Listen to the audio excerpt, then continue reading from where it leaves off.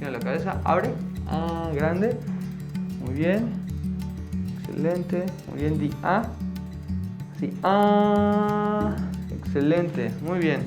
Sometimes you don't know the privilege that you have until someone points them out to you, you know, and show you how the way you were raised up, the way you dress, the way you talk, the way you look, it can actually make people uncomfortable, you know? Muy bien, con otras palmas, así.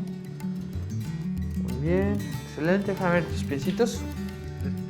Leadership, right? It's about how do we enable all of our people, how do we make sure the space is set up for all of our people to thrive.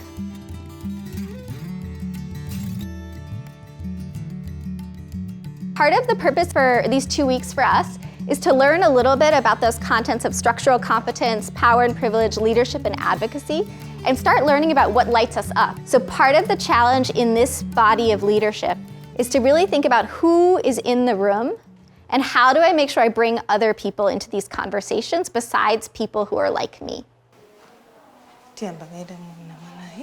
We have a lot of challenges, you know, as a hospital that is from in a rural area, from hard-to-reach area, and it's a government hospital with little funding from the government. So there are a lot of challenges. So it's not just about looking at the challenges, the deficit, but also looking at the positive, the strengths that the communities have in order to overcome some of the challenges that they may have in the community.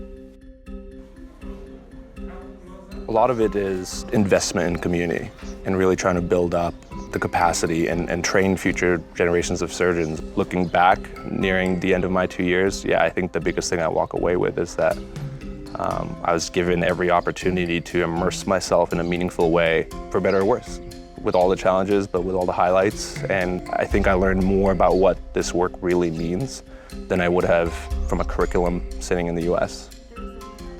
I like to think of leadership as accompaniment, not necessarily being directive, but as more of an accompaniment with a lot of the nurses that I mentor, the students that I mentor.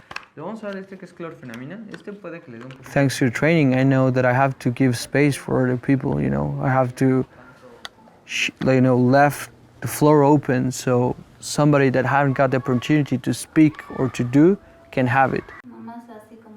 As part of HEAL Fellowship, I went through knowing what are my privilege and how to be more humble or know humility.